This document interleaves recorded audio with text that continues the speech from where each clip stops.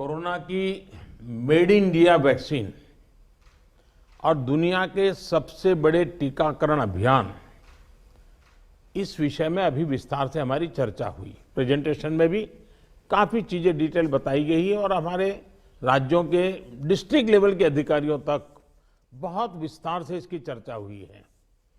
और इस दरमियान कुछ राज्यों से अच्छे सुझाव भी मिले हैं।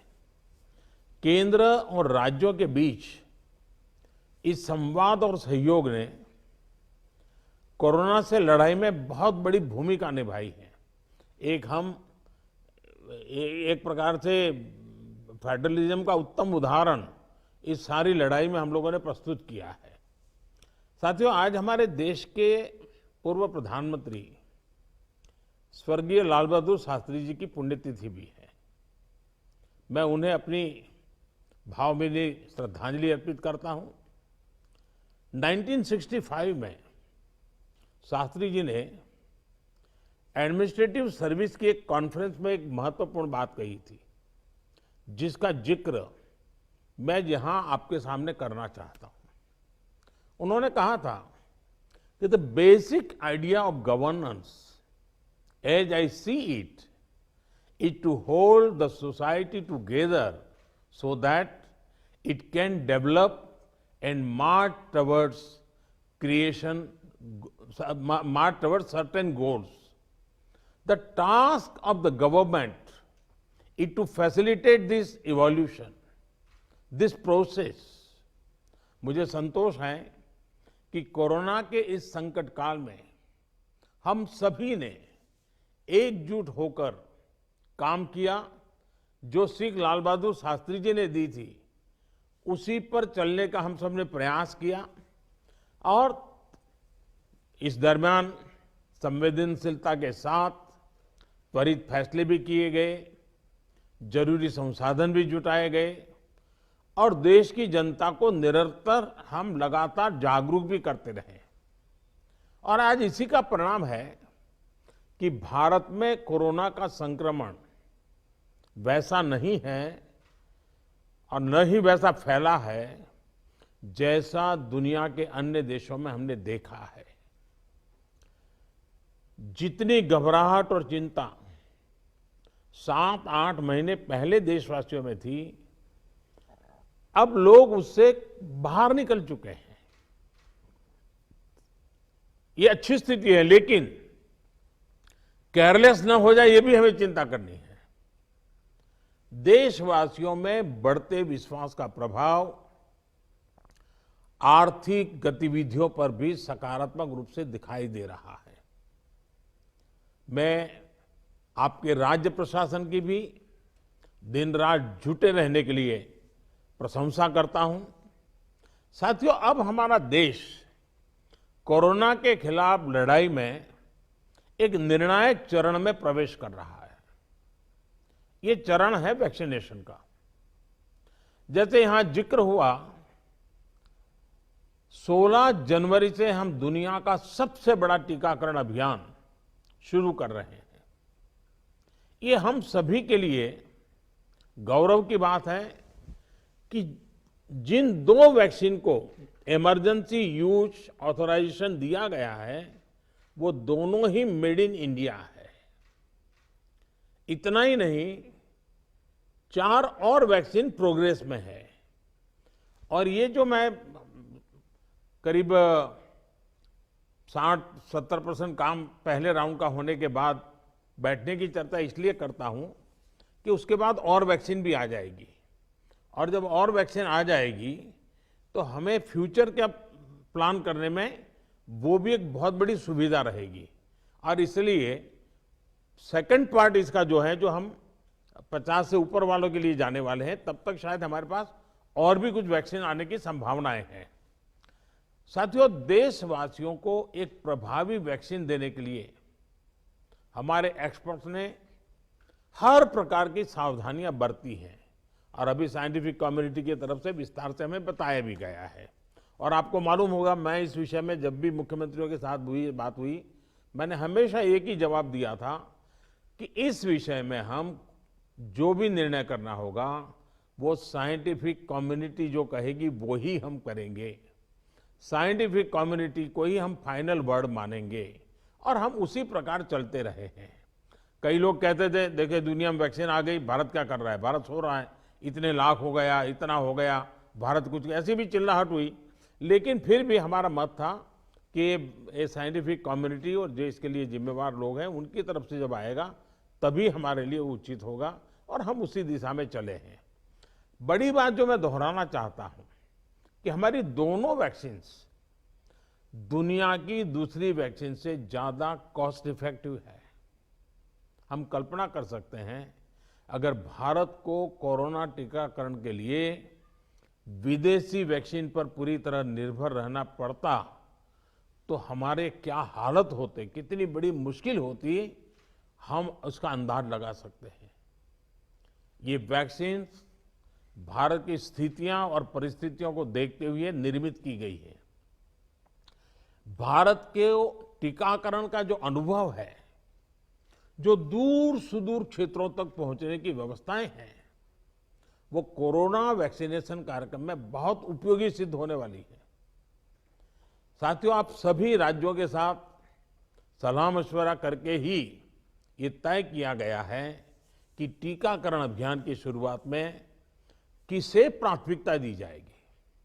हमारी कोशिश सबसे पहले उन लोगों तक कोरोना वैक्सीन पहुंचाने की है जो देशवासियों की स्वास्थ्य सुरक्षा में जुटे हुए हैं, जो हमारे हेल्थ वर्कर्स हैं, सरकारी हो या प्राइवेट, पहले उनको टीका लगाया जाएगा।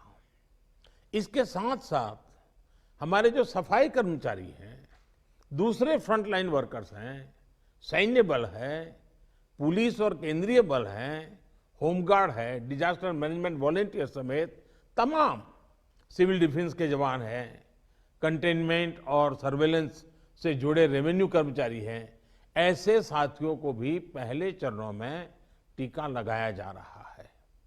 देश के अलग अलग राज्यों के हेल्थ वर्कर्स, फ्रंटलाइन वर्कर्स की संख्या देखें तो एक करीब करीब 3 करोड़ होती है। ये तय किया गया है कि पहले चरण में इन 3 करोड़ लोगों को वैक्सीन देने के लिए जो खर्च होगा वो राज्य सरकारों को वहन नहीं करना है, भारत सरकार इसको वहन करेगी। साथियों, वैक्सीनेशन के दूसरे चरण में, वैसे एक प्रकार से वो तीसरा चरण हो जाएगा, लेकिन हम अगर इन 3 करोड़ को एक माने तो दूसरा चरण 50 वर्ष से ऊपर के सभी लोगों को और 50 वर्ष से नीचे के उन बीमार लोगों को जिनको संक्रमण का सबसे ज्यादा खतरा है, उनको टीका लगाया जाएगा। आप सभी परिचित हैं कि बीते कुछ हफ्तों में जरूरी इंफ्रास्ट्रक्चर से लेकर लॉजिस्टिक तक की तैयारियां सभी राज्यों और केंद्र शासित प्रदेशों के साथ विचार विमर्श करके, लगातार मीटिंगें करके, मॉड्यूल्स बना करके इसको पूरा किया गया है। देश के लगभग हर जिले में ड्राई रन्स भी पूरे हो चुके हैं। इतने बड़े देश में सभी जिलों में ड्राई रन्स हो जाना, ये भी अपने आप में हमारी काफी बड़ी कैपेबिलिटी को दिखाता है। हमारी जो नई तैयारियां हैं, जो कोविड के एसओपीज हैं, उनको अब हमें अपने पुराने अनुभवों के साथ जोड़ना है। भारत में पहले से ही अनेक यूनिवर्सल इम्यूनाइजेशन प्रोग्राम ऑलरेडी चल रहे हैं, हमारे लोग बड़ी सफलतापूर्वक कर भी रहे हैं। मिशंस रूबेला जैसी बीमारियों के खिलाफ भी व्यापक कैंपेन हम लोग चला चुके हैं। दुनिया के सबसे बड़े चुनाव और देश के कोने कोने तक पहुंचकर मतदान की सुविधा देने का भी हमारे पास एक बहुत ही अच्छा अनुभव है। इसके लिए जो बूथ स्तर की रणनीति हम बनाते हैं, उसी को हमें यहां भी प्रयोग में लाना है। साथियों, इस टीकाकरण अभियान में सबसे अहम उनकी पहचान और मॉनिटरिंग का है जिनको टीका लगाना है।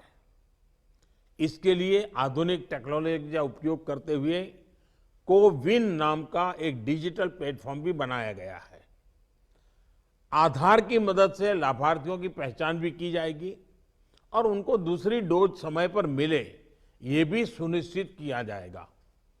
मेरा आप सभी से विशेष आग्रह रहेगा कि टीकाकरण से जुड़ा रियल टाइम डेटा कोविन पर अपलोड हो, ये सुनिश्चित करना है। इससे जरा सी चूक भी इस मिशन को नुकसान पहुंच सकता है। कोविन पहले टीके के बाद एक डिजिटल वैक्सीनेशन सर्टिफिकेट जनरेट करेगा। लाभार्थी को यह सर्टिफिकेट टीका लगाने के बाद डिजिटली तुरंत देना जरूरी है, ताकि उसे सर्टिफिकेट लेने के लिए फिर ना आना पड़े।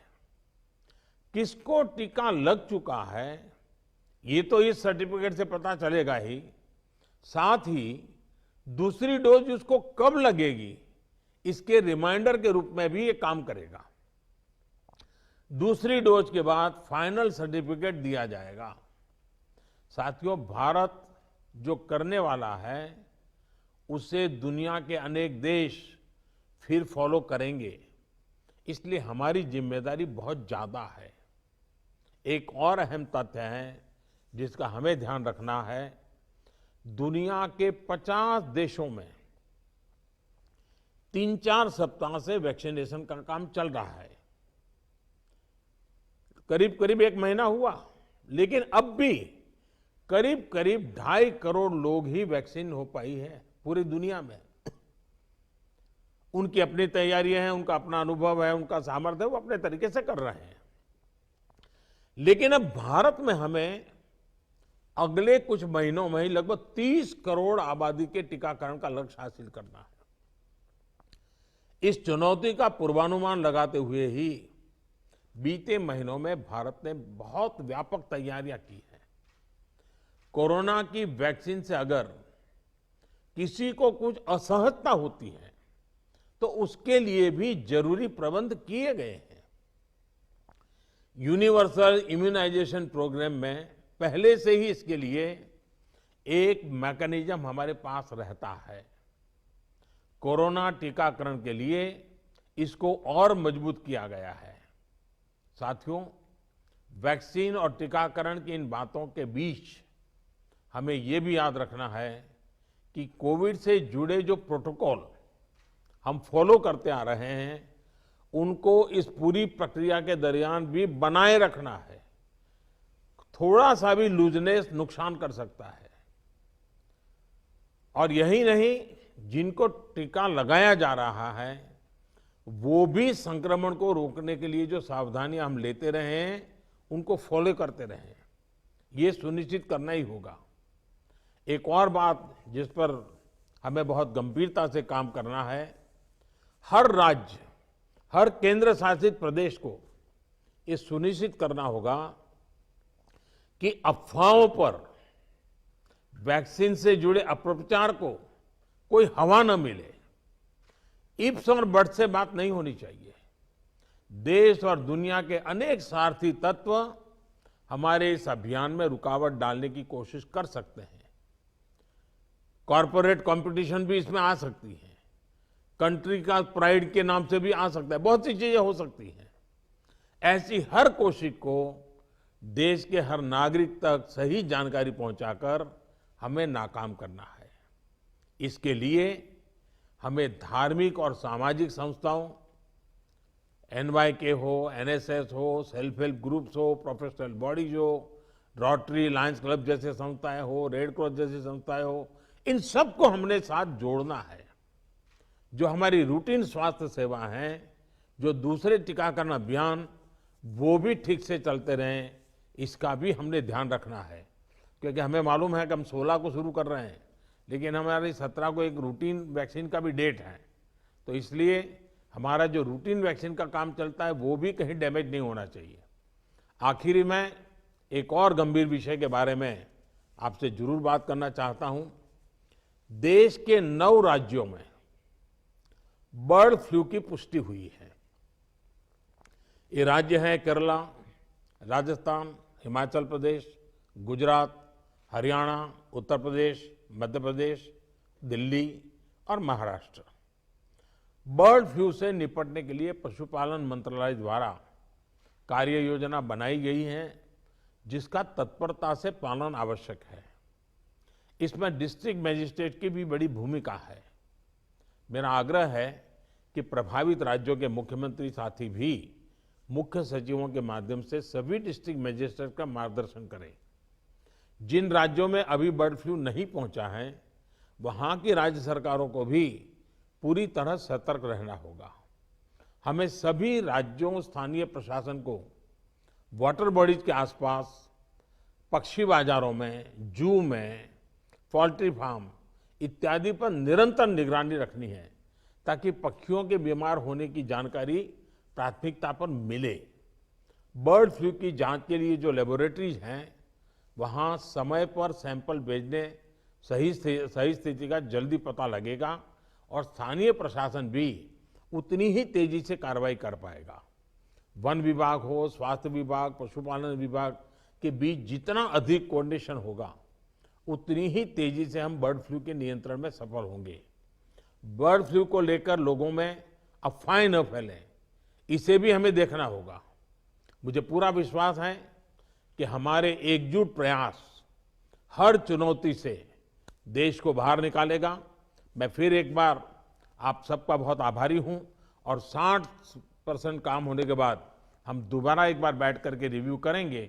उस समय जरा विस्तार से भी बात करेंगे और तब तक कुछ नई वैक्सीन आ जाए तो उसको भी हम संज्ञान में लेकर के आगे की अपनी रणनीति बनाएंगे। बहुत बहुत धन्यवाद आप सबका।